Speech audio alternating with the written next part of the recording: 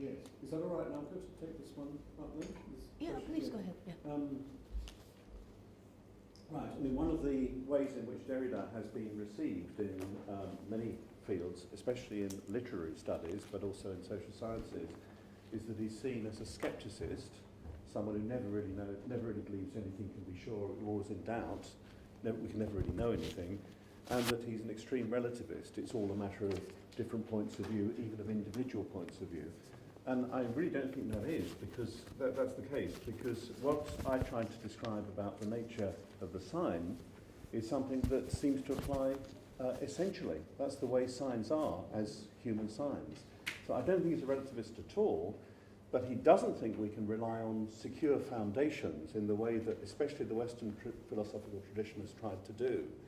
So it's not impossible to, objectivity is not impossible, but these are things that come out of our ways of speaking and doing things with one another.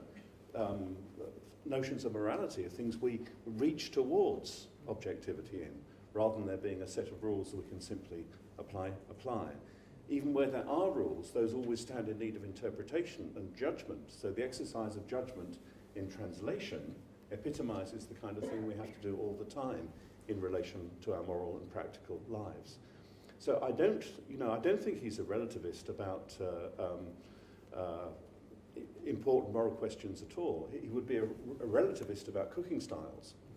We know that those are various. We know that vocabularies in different languages are various as well. Human beings live very varied lives, but that doesn't mean we can't talk to one another. Translation, he'll sometimes say, is impossible, and we should translate. We're never going to get all of this sorted out. It's a fantasy to suppose we will, but we must try. And what's driving us in that trying to sort things out is some sense of truth, of what would be right, what we should do.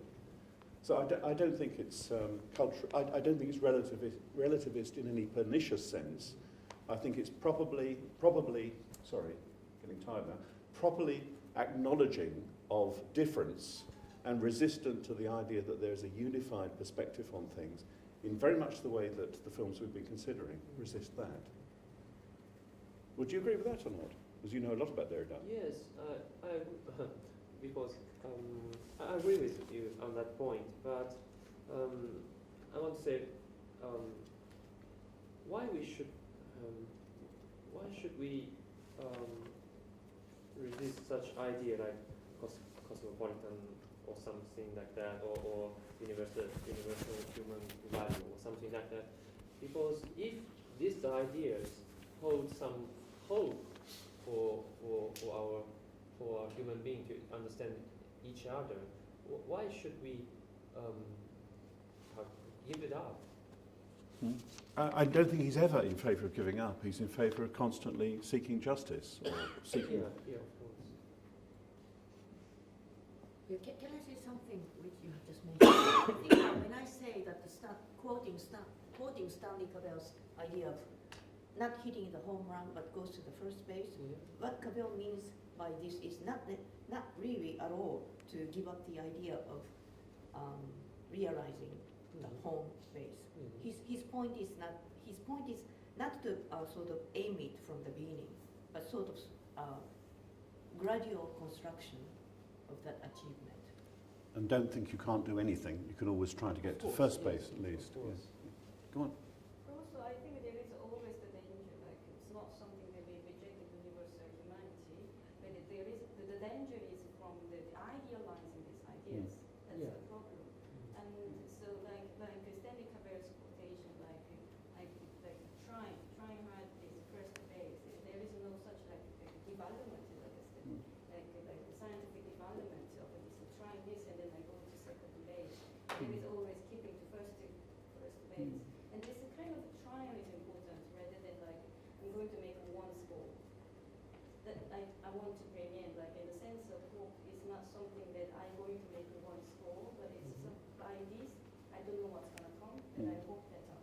And if we say if there is any such universal humanity that I'm not actually yet abandoning, then we're going to fill up some idea with concrete examples like generosity and the brave and something like this. That's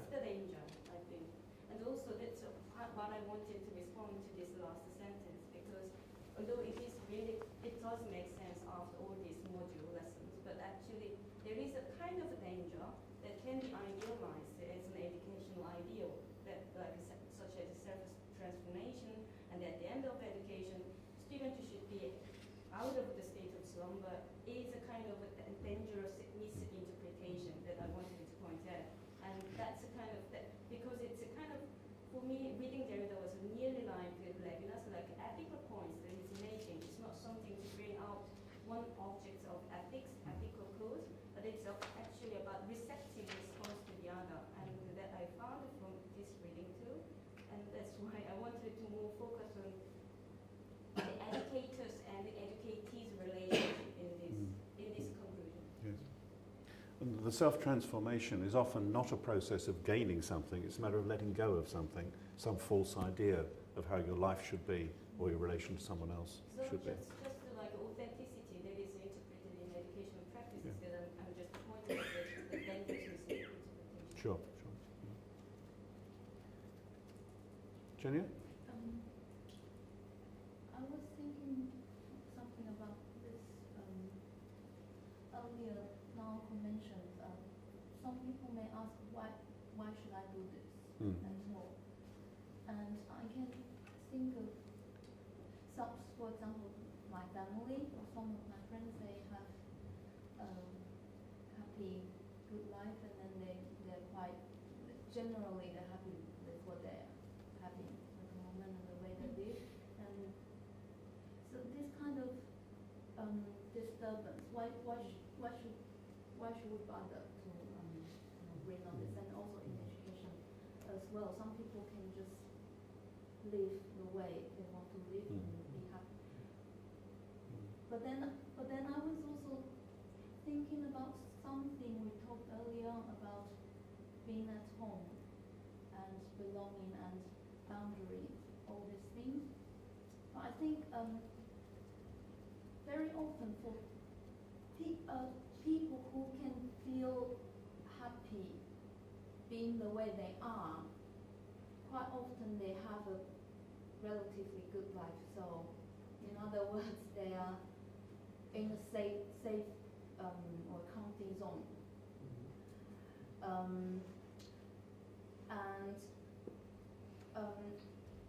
So if there are no challenges, if there are no accidents happening, or if they never been exposed to see other worlds, or if they don't have the experience like Derrida, who lives in the near the boundaries, and then to be able to constantly across different kind of living conditions and then see things from outside their own world, they probably can do this. But I think on the individual level, it's kind of impossible that in our whole life we don't come across anything to challenge us. Even, I mean, we meet people with our friends and in a relationship with a partner, and in a relationship with the children, you always have to face people coming from different backgrounds, and or the new generation, they have different ideas. So I think on the individual level, it's already very difficult to maintain in this safe zone and to maintain non-challenge. And then on the social level, if we come back to the social justice thing, I think it's very dangerous not to think about things outside yourself, because you're probably in a quite privileged state, and then so. Yeah. Well, that's a very articulate answer to your own question, isn't it? Because you've given an answer that would respond to people who say, why do we have to watch this? Why can't we watch Daniel Craig instead, or something like that? Yeah. Because you said that ultimately we'll all come up against something that disrupts our lives or goes wrong, and that probably if we're not facing that up to that now, we're cocooning ourselves or protecting ourselves with some set of values or beliefs that save us thinking about these things. So that seems a good answer to yourself to me. To put differently, then could we make this kind of claim No, what I want to point there is that like it's not something that like somebody's life to be and without any obvious crisis is bad or something. But actually, the moment the education starts when one realizes. Yes, okay. Can I have one? Yes.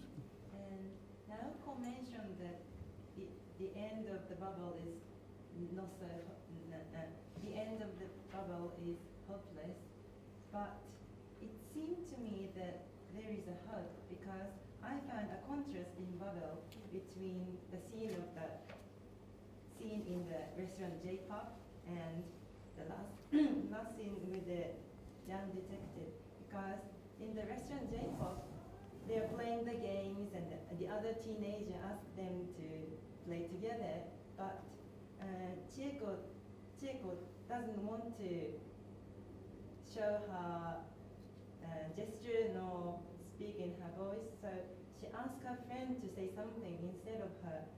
But when her friend says something, when she tried to say something in majority language, the boy is surprised and, oh no thank you, and they go back. And they are very shocked. But with the scene with the young detective, she cries and makes some noise. And I think this is the moment she found her own voice and she made it possible to be heard by someone. Although she cannot hear what she says, but I think this is the moment she found her voice. And actually, maybe not the voice, but I think she made it possible to be heard by someone. So I think this is the most touching scene, the most moving scene in the film, because she gone through the hard time, but now she can say something. Yeah, and she wrote some memo. She wrote down something She wrote and gave a it lot to of the- things in the paper. Do you have any imagination what was written? Or maybe The we should- last I night should ask- I searched in the internet and everyone is interested in what's going on in the letter. So someone says that I pushed the pause button and the DVD and blah blah blah blah, but there's no answer. We should imagine. Go on then. What I would like to mention about is just a program. She said at the end of the movie, the brightest light in the darkest night. Yeah, and we still have the hope to get together, but the movie battle, it's like when we get together or when we interrupt or when we invade into the territory or the unknown place, it's going to be just as disastrous, like crossing the border or go to the Morocco or the other place where we cannot expect anything that we know already. So, but on the other hand, like lost in translation, although we are different, we would like to be together, like Bob and Charlotte, like different generation, but same in the situation in a different country, but we'd like to together. But then when I bring back to the kind of concept of universalization or hospitality, those kind of concepts, like shikan or shitai, as you mentioned about the paper, when we think about the kind of universal common things or common thought, but when I have to aware of the kind of concept, it might be depends on the other. It's not me. So in my case, I just study about other countries. It's not mine. It doesn't really belong to me. But still, I have to invade. I have to interrupt in their personal life, personal privacy. But yeah, then I translate what they are talking about into my context, into my purpose, into my research. That I really have to aware of what they're thinking about. So what I would like to say is that I try to rethink about translation. She also mentioned about translation might be like a transformation or the change, or like you said, the continuity, like as a human beings. Because of this program, I might rethink, reconsider about what I'm doing, what I translate, the other people are saying about. Yeah, this is just a comment. No, I think it's very sort of important remark, especially because you're coming from comparative education. What do we mean by comparison? Yeah, comparison. Yeah, it's. I realize compare or comparison when we just conduct improper comparison, it just lost something. Like compare. We always use a numerical analysis, like a quantitative analysis, like statistical data. We lost something individually. We already lost. We try to compare like African countries or America and Asia, like really diverse. It seems to be really attractive to the others, to other people, other researchers. But I already lost something important, something I have to concern or something I have to find. Even though I already compare many things, if I just develop some kind of abstract level. But if I focus on only one country, one nation, one individual, one family, I could not see whole nation. Then how can I translate the culture into my text, into my context? That's what I'm thinking within 3 days. Thank you. I think you are talking about this standpoint of the researcher who is conducting. Yes.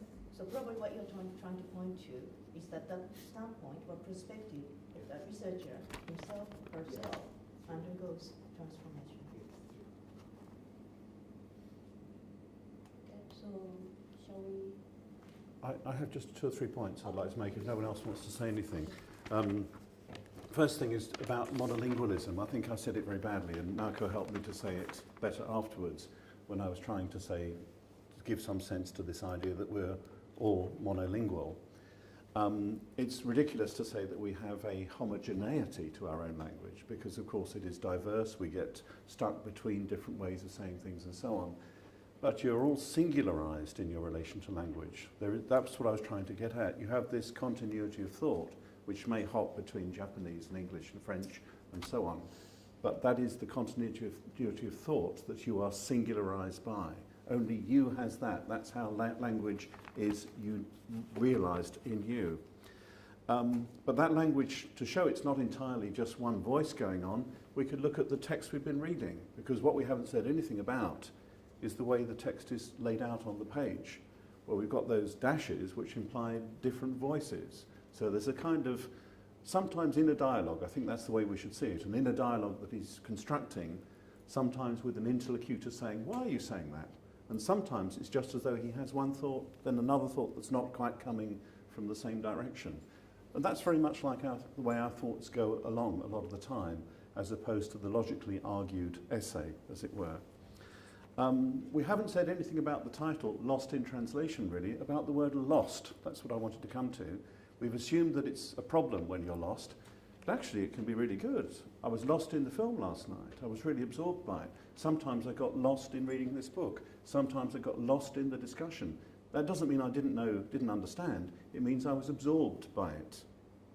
Can you see? So one might be absorbed in a readiness for translation, where it becomes part of your life and your way of thinking about things. And there's also a thought that you made me come to eventually, Minako. This is that you talked about the shooting, and you drew attention to that, the boy shooting the American, almost as though the poor country is answering back to America symbolically, yes? So answering back to Western capitalism and so on. But there's at least one more shooting. I think there may be 2. Is there a shooting in Morocco when the tourists get anxious and it's terrorism? Do they hear another shooting in the village? I'm not sure about that. But certainly there's another shooting that's explicitly drawn to our attention, which is what? The one in Mexico when he shoots up into the sky. Oh, okay, I've forgotten that one. So there's still another one. we're made to think directly about shooting near the end of the film when the whole story is coming together. Yes. The suicide, yes. So if you think of this then, I mean, this is the suicide of the mother. And given how much we've talked about this relation to the mother, either in the immediate literal family sense, but also in this extended sense of the mother language and all that, then that comes into this picture in a very complicated way.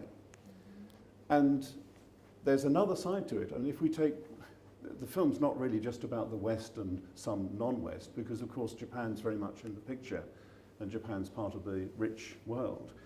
You can take Japan as the most advanced country, technologically and so on. If we take Japan as the most advanced country, then we find suicides more high, the rate of suicides higher in Japan, we all know that. And now we've got this as part of the story, and that most advanced part of Western society, or developed world, what are we going to call it, that most advanced part of the rich world is killing itself as well. See, so it's a very interesting further connection from your pointing out this thing about shooting. So I don't think we have any intimation that her mother has shot herself until the end of the film, when the father explains that. Isn't it interesting? And what a sad note to end on. But I actually thought, exactly as you did, I thought that it was very uplifting, the relationship between the detective and the girl. And as I said yesterday, I think the detective is the one who leads us to see the whole story. And as you said, he's very sensitive. He takes her seriously, and that's very important, isn't it? He takes the girl seriously, and he leads us to see the thing more clearly. I understood the shooting another way. Okay. Because when the father said to the detective in the foyer, and he apologized about the death of his wife Yes. by jumping, and he said, I explained this more than once, that she shot herself. I thought that the girl might have tried to get help before from the other policeman, and saying the same thing, that mother had jumped, and the father wasn't known. Oh, really? I see. Yeah, and the only one who was capable to take this forward was this policeman who spoke to him, and then he said this again. I think maybe. Okay. I don't know.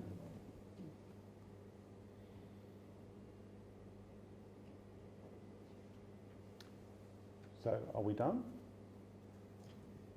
Shall we? So, okay, so this is the end of the talk. Thank you very much for participating.